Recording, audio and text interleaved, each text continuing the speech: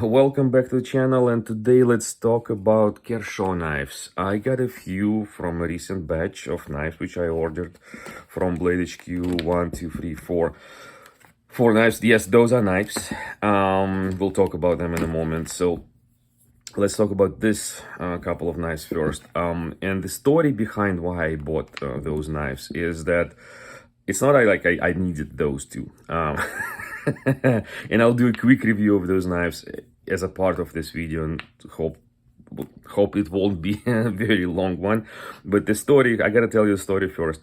I was looking for a knife with a bottle opener, kind of on the frame on the folding knife, so not integrated as a smaller extra opening tool. Not, but at the same time, I wanted this to be relatively good knife, not the cheap ones which are quite available everywhere, like from CRKT or some other models. You can find those knives with the frame, with the bottle opener hook, something like that. This is not a bottle opener. I still got it to try, see if it works as a bottle opener. But the story is that those knives which I found, for example, on Blade HQ, they are not impressive. They have not very good steel. They are very inexpensive knives, and they make an impression of inexpensive knife. I wanted something to be a little bit more premium, something maybe over $50 type of price range for the knife, maybe with a little bit better steel. Whatever brand it is, Chinese, American, I don't really care, as long as the overall quality and materials are at least to my standards. So couldn't find anything which fits my requirements, but I found those. As I said, this is not a bottle opener, it is a carabiner. Those two knives, those are, if you don't know what I'm talking about, those are Reverb XL and the regular Reverb, or Reverb, whatever it's called, those knives. They are positioned as outdoor knives for people who want to go, I don't know, hiking, some like a light extra knife which you can quickly hook to your, I don't know, backpack, to your vest somewhere, so you don't lose it maybe when you fall, but it's at the same time it will be quickly accessible. You just open the carabiner and take it out. So I tried those knives as bottle openers. So this one does open the bottle, but this hook is really weak, so I wouldn't recommend using this hook as a bottle opener. This knife has, of course, a larger knife. It has a more like a strong hook, as you can see, comparing to this one. Works a little bit better. So when I open the bottle, it I don't feel that I'm gonna like bend it or break it. It works. Of course, you got it. They're not wide enough. For example, I have a skeletal. The reason why I thought that can be in a bottle opener. I have a skeletal from Leatherman, where the similar construction hook is on one of the arms of that tool, but it's wider. It's like folded over here. It's wider. It works as a bottle opener really well. This one works as a bottle opener, but you gotta catch one of those edges of the cap with this. It's not very convenient, so you can't like just do it. No, you gotta like find this, catch it, and then open the bottle. So it's not perfect as a bottle opener. It works, but again, I don't recommend it. So this is the story behind those knives. They are on sale. They might be discontinued right now from Kershaw.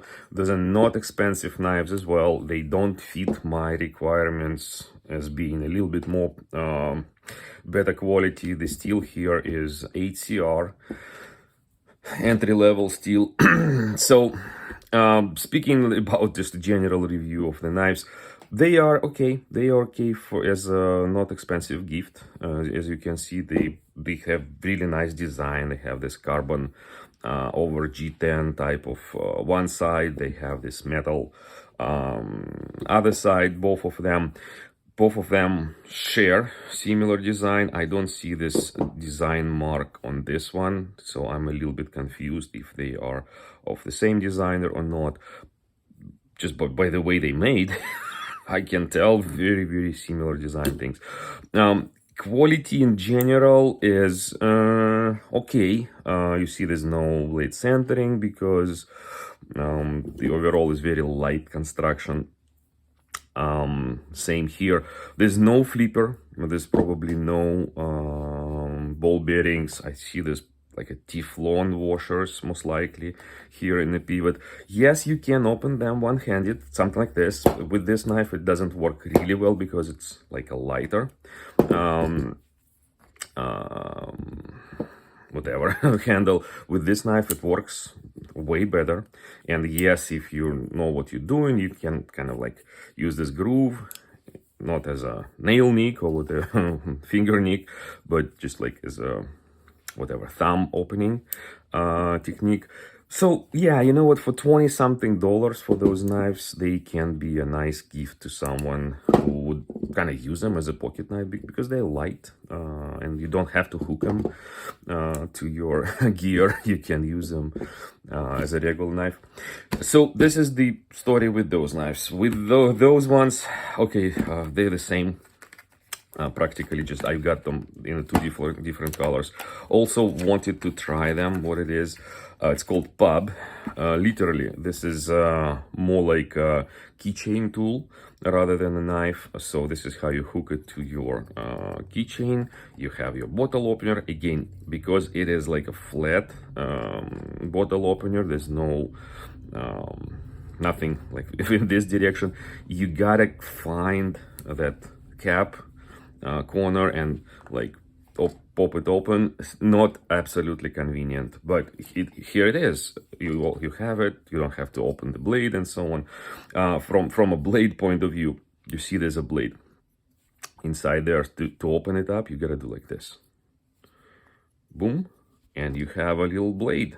This is what, like probably less than 2 inches of a blade. You have a little bit of a jimping here, and of course there's no lock, nothing like that. You have to hold it over the spine to use it as a knife. Of course, it will work as a knife, for example, to open the package or something like that. It has a little bit of a detent here to hold it.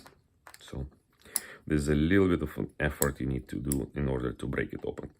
And again, this is how you put this hook over something.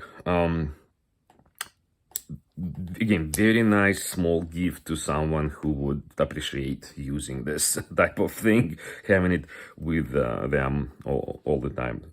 Anyway, again, this is a designer thing. It's designed by Sienkiewicz, which is very well known knife designer. But again, I usually like then those more expensive designs. They go into the cheap, relatively cheap products. This is great. They make them affordable. They make the usability, good usability behind those designs usually. So yeah, I'm all for it. So I gotta have this carbon fiber version and a blue version. Again, those will be small gifts from me here and there. So this is the story with Kershaw knives. To finish the story, I want to kind of quickly criticize Kershaw a little bit. So what I have from Kershaw, I have, of course, a couple of ZT knives. I have some Kershaw knives made in USA. Those are Kershaw knives which are made either in China. This one's China as well. And I have this one. This one says China as well. This is very nice Strata knife. Take a look at them. Yep, they all different. They all have some sort of design. And take a look at CVV knives. What do you see here? Those are CVV knives, which I've shown you in the previous video. What do you see here? So what I see, and what you also can see with me in this video, they have all the different elements, those knives. Take a look. All the designs are different. All the constructions are different. All the pivots are different. All the clips are different. All the blade shapes are different. All steels are different. Okay, this one is D2, this one's D2, this one HCR, this one HCR, HCR. It's a mess. So basically, it's a mess here from the parts reusability point of view. Every knife has its own specific parts. Even, I don't know if you can see it, even like maybe the screws here is a little bit different in diameter, especially here and there. On CVV knives, everything is the same. The pivots are the same, the clips are the same, the screws are the same, construction is very similar, if not the same with the many knives. Parts are interchangeable, reusable. So what they can do, they can come up with the new design of a knife and quickly put it in production, reusing a lot of the parts and principles of assembly, principles of manufacture. And that makes the production cheaper, and that also drives, of course, the market price, retail price down a little bit. Of course, the retail price is set not by the production cost, it's set by the market in a realistic situation and whatever it is. But from product cost point of view, it also has an influence. From support point of view, it has an influence. What if something goes wrong and you gotta, as a manufacturer who is doing the support, you gotta find that exact little pin for that exact model of a knife. You can't just say, oh, I'm gonna take the same pins, which I have a lot, and put them back into the knife. No, you can't do that. So this is my observation about Kershaw versus CVV, about those designs. So yeah, of course, the cost, this is a very cheap knife, this is a little bit more expensive, so price wise it competes with those knives. And you know what, it's maybe not even a better knife. Yeah, they're all made in China, they all kind of share different features, but I don't know, down the road the competition will be even harder. Okay, so this is what I wanted to talk with you today. I'm done with those knives. I'm gonna clean up the table. I'm gonna bring another knives. I'm gonna bring another tools, another topics here. Kitchen knives, some other funny stories which I have to share. Stay tuned and talk to you soon.